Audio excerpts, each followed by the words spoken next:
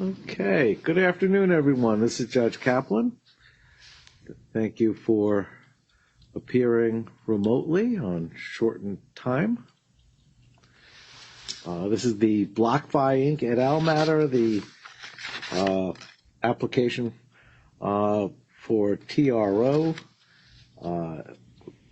filed by the committee. And today's hearing is essentially, at least from my perspective, simply a status conference so we can talk about scheduling and how best to address what I will refer to as interesting and novel issues. Maybe not unexpected, but certainly interesting and novel.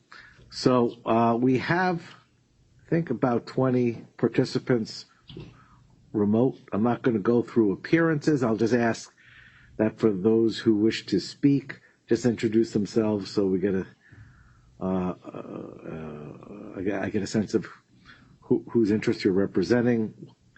I debated about having an informal conference. I thought better we put this on the record just in case we want to fix some dates and deadlines. But let me turn to, I guess first we'll start with committee counsel. Who wishes to be heard on how best to move this matter forward? Good afternoon, Your Honor. This is Kenneth Ollett of Brown Rudnick for the committee. So from our perspective, there's two scheduling issues. The first is when a hearing on the preliminary injunction should occur. There's a couple of timing issues there. First, it's my understanding that that date does not work for Mr. Shapiro from the Department of Justice. Okay. And June 5th and 6th are the dates in which the committee and the debtors are going to be mediating the plan process. The second timing issue is that the Department of Justice has filed a motion to compel in the Washington State District Court, which the date for an opposition would be May 30th if that is not postponed. And we have some concerns about the timing of that and have requested, though I don't believe that the Department of Justice has been able to get a response yet, that be postponed so that we can have an orderly litigation process rather than having to bounce between courts or seek further emergency relief. All right. So we have the DOJ's pending motion before the district court in Washington, state of Washington, and also obviously the return date on the preliminary injunction. The court's calendar is somewhat tight in June for a variety of reasons. I guess all good from attorneys' perspectives, but difficult for the court. We have a lot of activity. Let me, Mr. Shapiro, do you want to be heard? Or give me your thoughts? Oh, after you. There we go. There you go. I do, Your Honor. There's actually a third scheduling issue. This may just be a correction on the docket. As Your Honor may know, under the federal rules of bankruptcy procedure, and which incorporate the federal rules of civil procedure, the United States gets 35 days versus 30 days to respond to a summons and complaint once it's served. And although the committee counsel did send me a copy of the summons that appears to be correct, I did want to note to the court that there's a docket entry in the adversary proceeding that says that the return date for the United States is only 30 days. I don't think that's a big deal, but I thought I should note it for the court because it should be a different date than the date for the other defendants. I think that's helpful. I think that's more of a clerk's office process that we need to adjust, but I appreciate the heads up.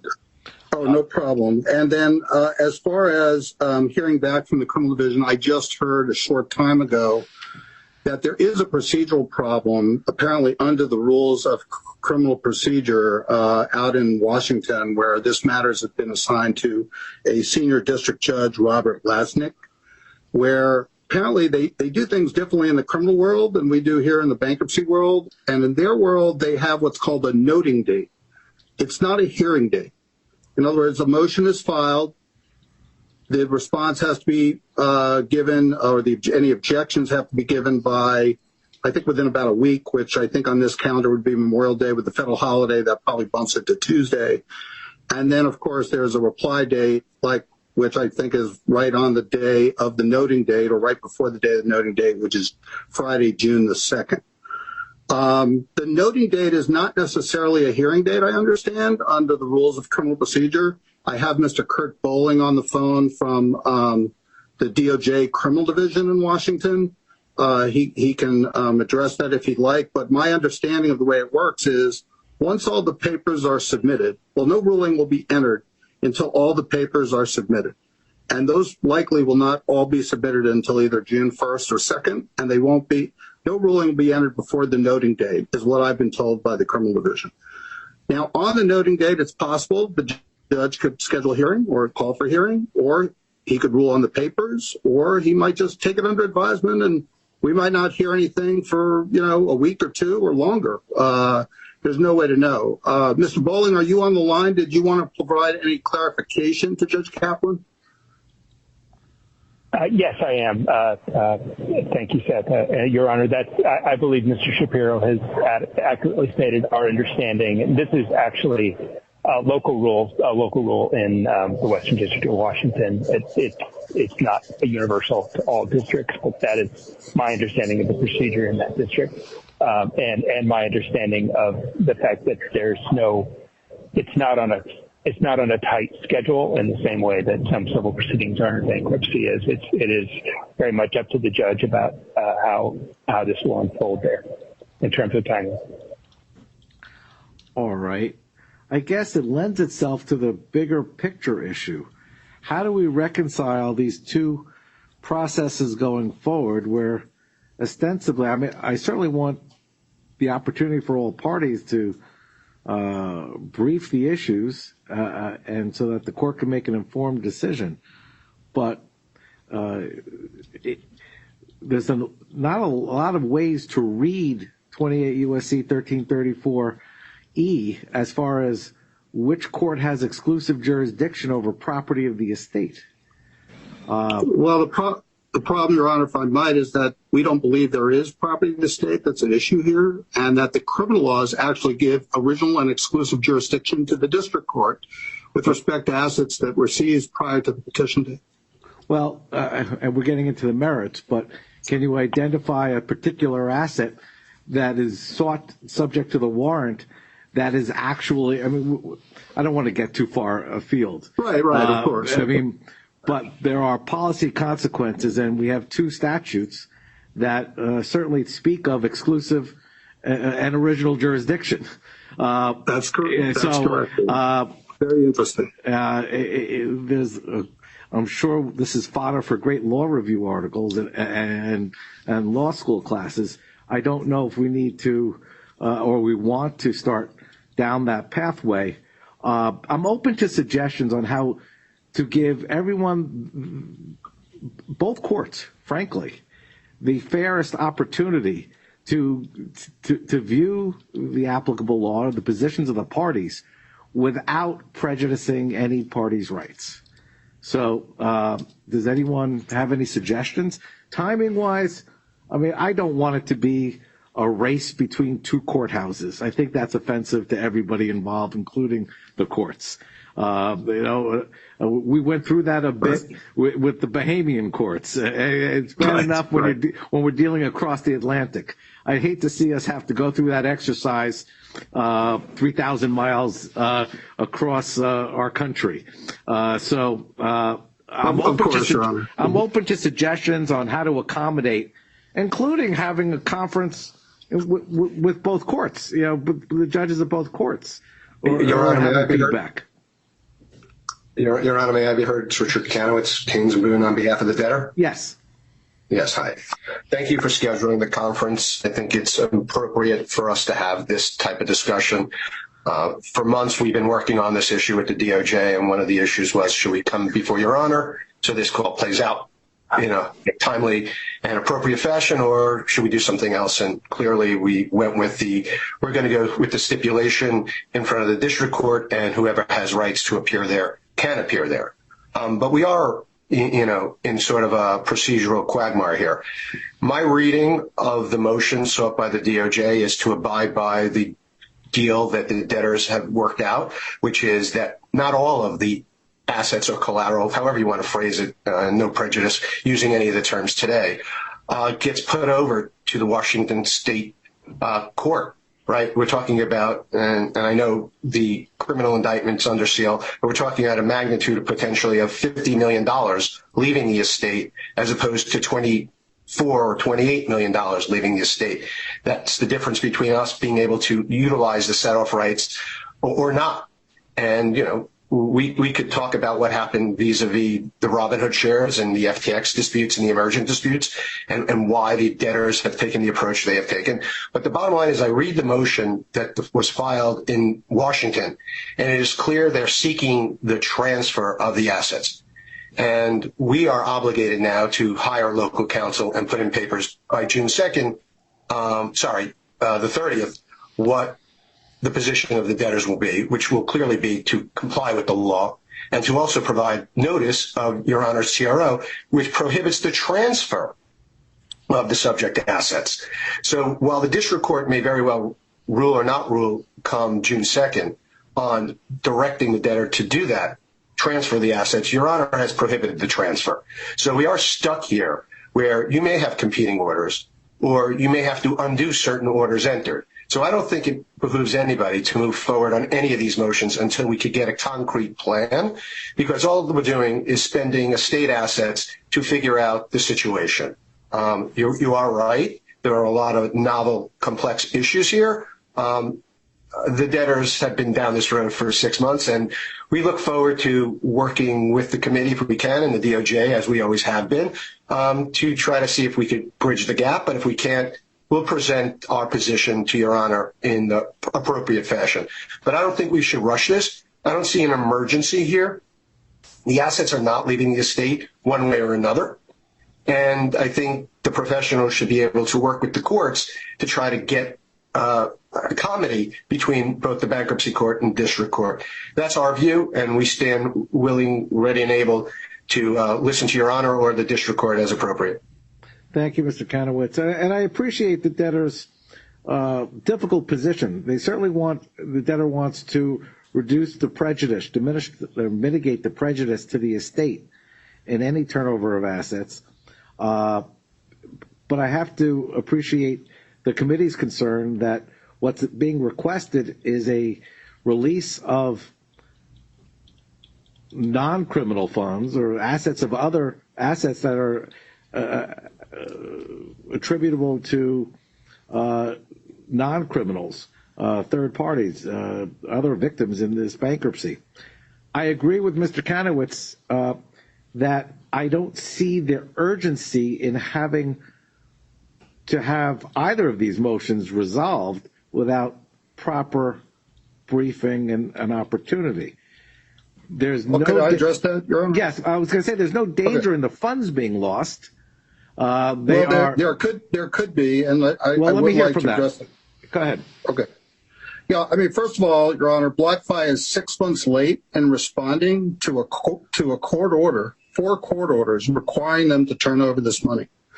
We've been negotiating, but it quite honestly has just dragged on way too long. The assets are not property of the state, and we can't. We're concerned that as you head towards confirmation of a plan, if we were to get some kind of ruling in the bankruptcy court, turning over the money to the committee or the debtors, the money could get distributed, and now you would have authorized a distribution of money in a bankruptcy case in violation of federal criminal law, and we just can't allow that. There are a lot of assumptions you just made, respectfully. There's the Ipsy-Dixit as to what is property of the estate, but that the process, I don't know what you've witnessed in this bankruptcy, unfortunately, that suggests anything is going so quickly.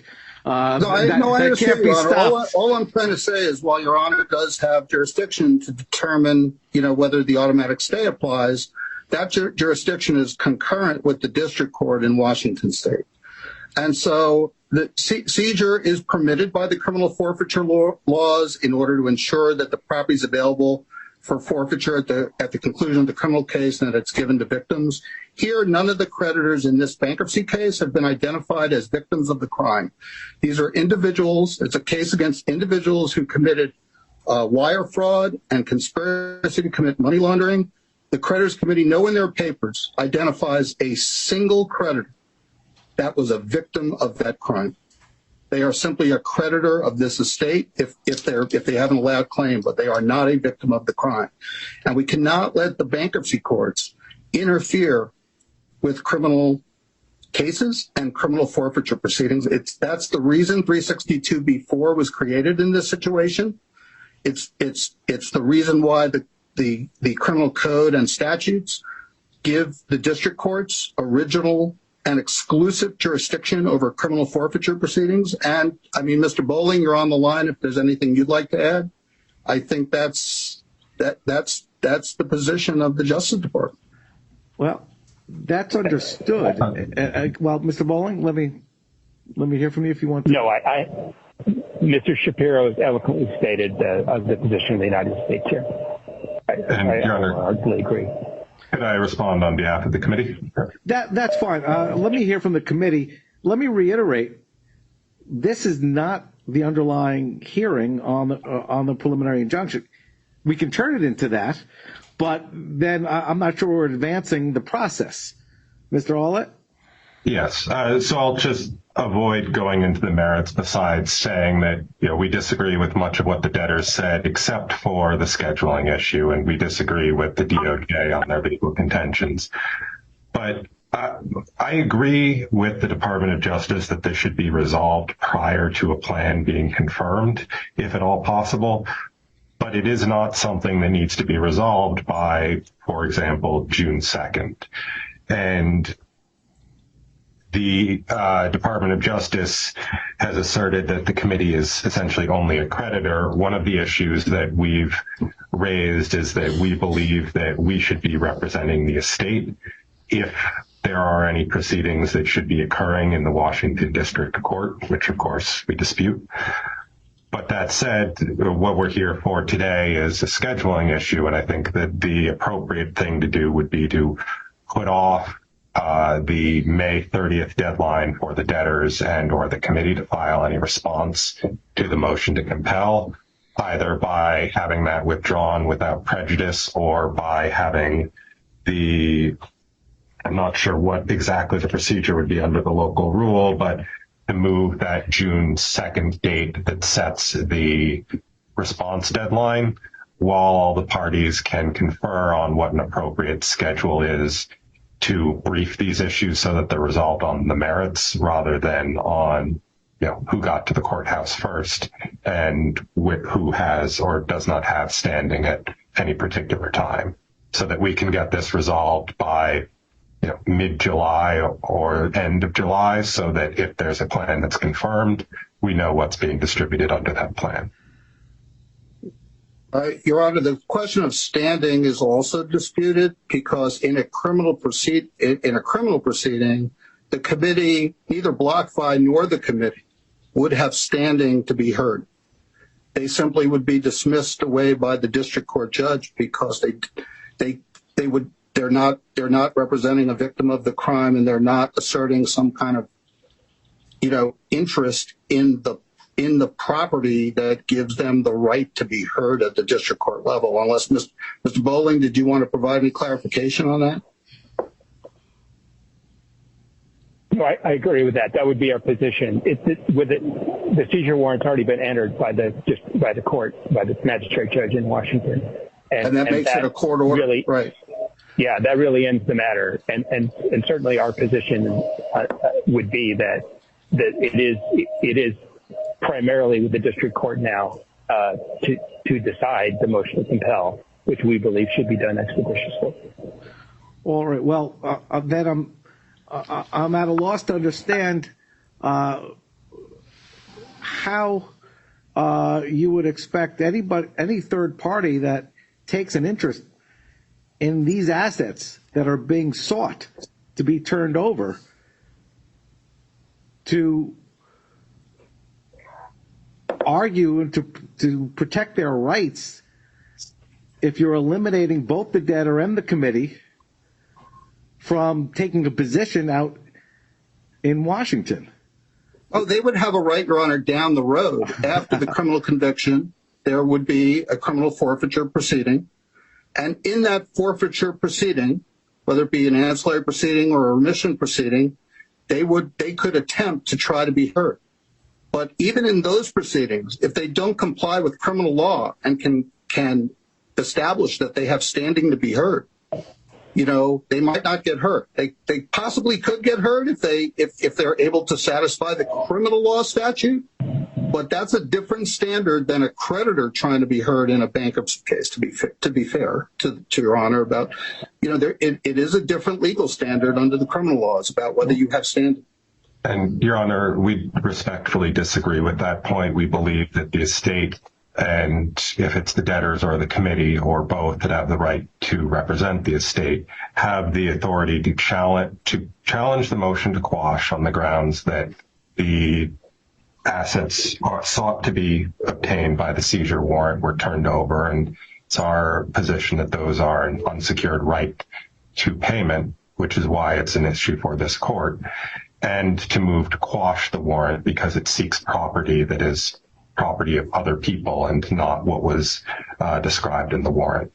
And that's the sort of thing that we would believe that if Your Honor believed that this should be in Washington, and we disagree with that and believe that 28 USC 1334 is clear that even if there's a dispute over if something's property of the estate or not, that is an issue for Your Honor to decide.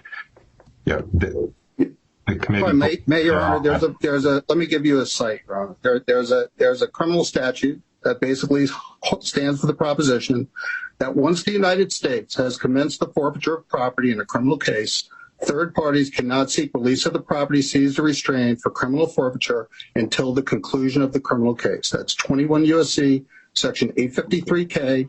There's actually a Third Circuit case on point, United States v. Nickel, 711 F APP apostrophe X 108 110 111 Third Circuit 2017, and United States v. Lavin 942 F second 177 182 Third Circuit 91. So I don't want to get too much into the merits, but there are really only two grounds, Your Honor, for a party to be heard under Title 21, Section 853N. It's where the third party had an interest superior to the defendants, which in this case, we don't believe the committee could assert that, but if they have it, they'll have a right to be heard on that one day. And the other is where the third party was a bona fide purchaser for value who is reasonably without cause to believe the property was subject to forfeiture. And that's all laid out in 21 USC, Section 853N, 6A, and 6B. Well, So I just want the court to know, because I don't know how often the court has had criminal cases that kind of, interfere with the bankruptcy court's notion of jurisdiction, but this is a completely different type of case, one where the criminal court has already exercised jurisdiction over the asset. And under the Princess Lita doctrine, the bankruptcy court should simply defer to the criminal court and let the criminal court make the decision. Well, I understand the DOJ's position, and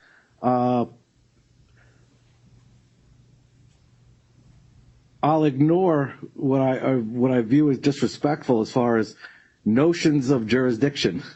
I tend to make decisions based on more than simply notions. In fact, what I think is appropriate is to afford this court the same respect that you would afford any court, and the ability to make a decision based on a proper presentation. And I'm not denigrating what you're doing. I understand the position, but you cannot expect a court to make a decision based on citations discussed in a status conference. And what I'm trying to do is secure a fair and balanced opportunity for both the district court and this court to make an educated and informed decision, knowing that there really is no prejudice and to have additional time taken. Notwithstanding your concerns, I can give you this court's commitment. There is never going to be a plan confirmed that distributes these assets before a proper resolution of this issue. It's not going to happen. That's not how I operate. That's not how I think any court would treat it. I detest races to the courthouse in any fashion. And we're not trying to be disrespectful in any way, Your Honor, but understand that what's happening here is itself a violation of federal criminal law. The committee had no authority to bring that lawsuit, and they violated criminal law by doing it. They are now interfering with a criminal forfeiture case, and there are consequences for that. So, we don't want to push too hard on that, but that's effectively what it is. And that's why we're saying, like, this can easily be dispensed with by, at some point, just letting the district court make its decision and let the bankruptcy court abide by it. So the position of the DOJ is they will not honor any order of this court. Is that what you're telling me? No, I did not say that, Your Honor. Well, I just said we were asking if you would defer to under the Princess Leda doctrine or otherwise to the fact that the district court in a criminal forfeiture case has exclusive jurisdiction over assets that have been seized before the bankruptcy. I am happy to so defer once I've been convinced that it's proper to do so. And I'm trying to secure the opportunity to make an informed decision. It really, and I don't want to take it, I say a lot of things tongue in cheek. I respect what the DOJ is doing and its obligations, but I have an obligation as well. The obligation is to the bankruptcy estate and all the stakeholders. And it's not to make a rash decision as to what, especially when we're talking about a lot of zeros at issue in the dollars that are being transferred. Absolutely, and I respect Your Honor, and I respect this court. I respect but I'll defer to Mr. Bowling. Is there any flexibility on the criminal division's end here?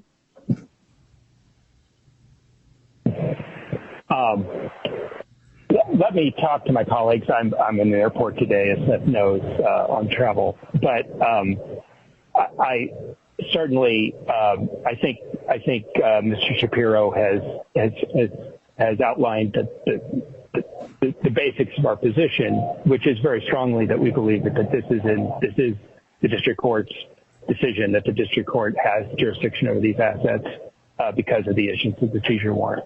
So, I mean, that is our position, and obviously, I certainly respect the court and understand the competing interest here. But that certainly is our legal position. I think Mr. Shapiro has stated it quite well. Can we secure the time to have that issue, the proper jurisdiction of the court, briefed?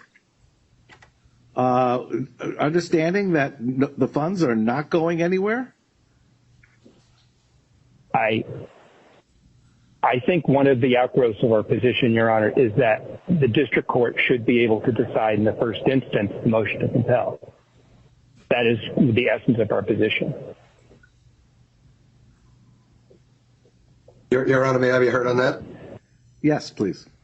I mean, clearly what's going to end up happening is we're going to have local counsel file papers where we alert the district court of Your Honor's order, so that unless the district court changes its order, it's going to be stayed by virtue of its terms and conditions, right? Because you'll have two competing orders on one directing transfer and one prohibiting transfer. So then we'll have to either reach out to the district court after that motion to compel is granted, and then have further hearings in Your Honor's court to determine some of the key issues.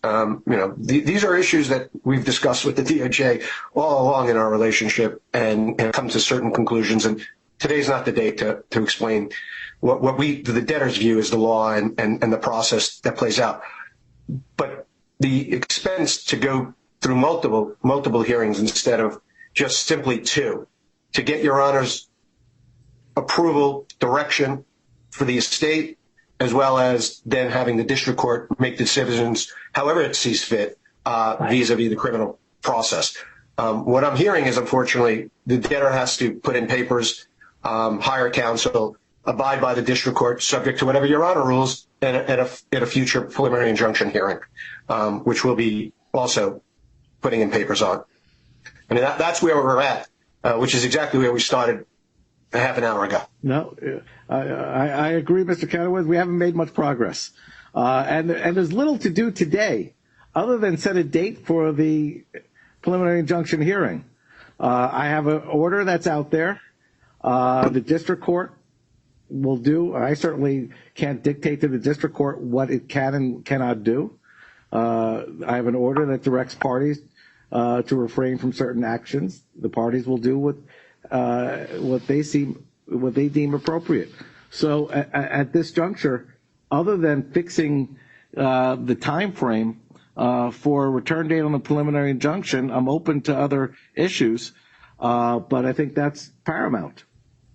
Mr. Bowling, didn't you say that you needed to talk to DOJ management to see whether or not you had anything else to add to help the judge figure out this procedural quagmire that we're in? I'm happy to do that. I don't think our legal position is going to change. Okay. And I certainly understand it's not necessarily popular, but I believe it's correct, and that's the essence of our position, is that this is something that the district court should get to decide. And I think for many of the reasons that Mr. Shapiro explained, that this is overdue. Well, then let's discuss a date for the return date of the preliminary injunction. Mr. Allett? Your Honor. Yep. No. Sorry, I was going to say the parties met and conferred on that, and subject to Your Honor's availability. Does June 15th work for hearing? I mean, we see this, and we spoke really as something that's going to be oral argument on a fact pattern that I think everyone has agreed to. I mean, most of these issues are legal. Maybe it's some mixed question of fact and law, but I don't think anybody's going to, want witnesses or those things. I mean, we've discussed this, but I'll let the committee and the DOJ talk through those issues. So I see this as, a hearing that we could either do in person or by Zoom, a 90-minute type of hearing. So that's, if Your Honor's prepared to do that, the 15th works for us, again, subject to Your Honor's approval. Mr. Shapiro, how does that work on your end? If we could get a stipulated fact record, Your Honor, with the indictment, the 4 seizure warrants / orders, and I believe there was one other document, a bill of particulars, into the record without any kind of objection, or I ask the court respectfully to take judicial notice of those. We may be able to do this without a witness, Your Honor. So it's a question of getting those exhibits into the record. Yeah. I would think you all could. It doesn't seem to be that at least anything that I've read or heard to date suggests that there's factual issues at play, other than possibly the disposition of funds as deposited by or these defendants and how they made their way through BlockFi's various accounts and activity. But even that should be and can I touch on that, Judge? Because yes, please. That's a key issue, right? One of the issues we talked about earlier with the DOJ is you're looking to seize assets. What if they don't exist? Well, what if we can't identify them? And, the committee put it out there in their papers, and I don't know if anybody's going to have a witness to be able to give you that says these assets that were actually given by the defendants, the criminal defendants, still exist. It's going to be an unknown, and it's just going to have to be certain assumptions made that like assets exist as opposed to specific assets, and does that matter? Because that issue is not going to be able to determine at the preliminary injunctive hearing. I could tell everybody that now. Well, I will what could be determined, Your Honor, and if I might, what could be determined is that the debtor was prepared to stipulate of what the amounts were in those accounts on the day that the seizure warrants were served, and what they were ready, willing, and able to turn over. So it's not a question of it being some unknown amount. The debtors have agreed as to what the amounts actually are. We have the coin count exactly down. We have the values down multiple different times. So the stipulation that we have is the exact coin count and the exact values as of November 16th, less the loan amounts due plus interest. and then the excess goes to the government. That's the way the stipulation reads. That's what we'd be able to put into the record as a stipulated fact. And Your Honor, I don't think that the committee would object about what the notional account balance was on those accounts. We would object that to any attempted entry of the stipulation as a admission that the specific assets that the accused criminals deposited at BlockFi remain at BlockFi. I think we put in our papers that we can see some of them are not present anywhere at the debtors. But I think that, like Mr. Kanowitz says, we're not going to object or put the government on to prove up their indictment or anything like that. That is not facts that we're contesting. We're contesting what the legal effect was of the seizure warrant, given the structure of how BlockFi set up its accounts, and if delivering the seizure warrant actually gave the government title to, Bitcoins, or if it gave the government title to a note that essentially read IOU 1 Bitcoin, signed Zach Prince. And so, assuming that the government is not looking to prove that the specific Bitcoins deposited remain at BlockFi, I think that we're going to have undisputed facts. If the government wants to attempt to trace the Bitcoins, I think we're all going to need a little more time, but I suspect that we're going to find that those went to Alameda Research. And the only other thing I would note is, the committee was appointed by the Department of Justice and was given fiduciary obligations by the bankruptcy code, and we don't appreciate the veiled threat that the committee is committing a crime here by seeking to discharge its fiduciary duties. Fair enough. On the other hand, Your Honor, in the Third Circuit, the committee doesn't have standing yet to pursue any claims, and it doesn't have standing to pursue anything in the Washington District Court. So, I mean, we reserve our right to object to that in the motion papers as well. And we'd be glad to try to work out a stipulated record. And if we can, then I think if Mr. Kanowitz is correct, it will be a relatively short hearing, probably no longer than 2 hours.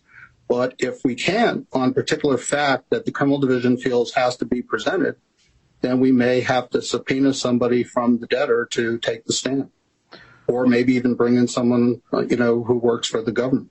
Well, for planning purposes, I will accommodate. I am out traveling on the 14th, but I'll make sure I'm back for the 15th. But we'll schedule this for the afternoon on the 15th. Okay, thank you, Your Honor. Assuming it's legal argument, the rule I have is attorneys are always welcome to come into court. In fact, I always favor appearances, but I understand traveling issues. I'm happy to undertake this by Zoom, unless we are having an evidentiary hearing. If we're going to have a witness, then I'm going to require that it be done live and in person. I don't foresee that as being required. I'm sure you can come up with stipulated facts and then argue off those facts. If we have to spill in, God forbid, spill into the Friday, the following day, we can. But we'll set it for 1 o'clock on the 15th as a return date. Oh, I'm getting a note from people who know better.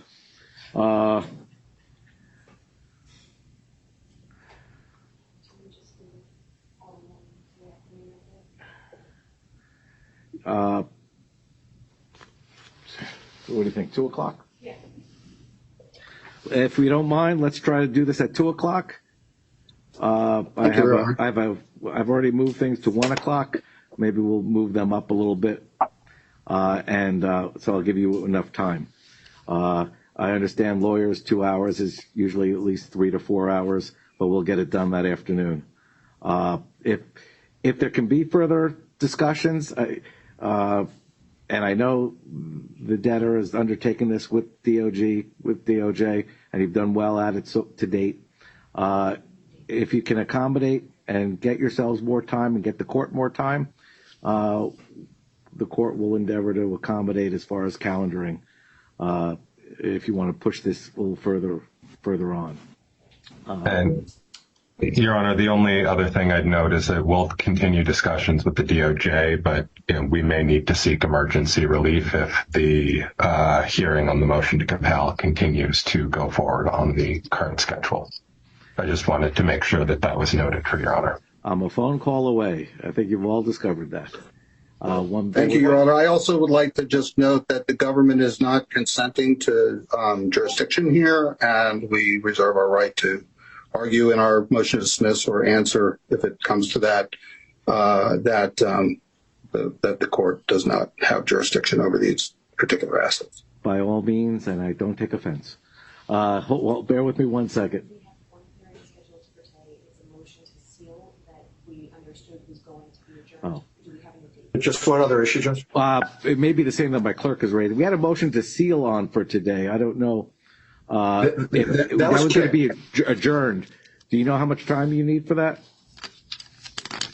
Your Honor, I believe that we, the debtors, and the U.S. trustee had agreed that the motion to seal, which is the motion to seal the committee's report, would be best heard sometime after the mediation. So a date after June 6th. All right. I'm looking.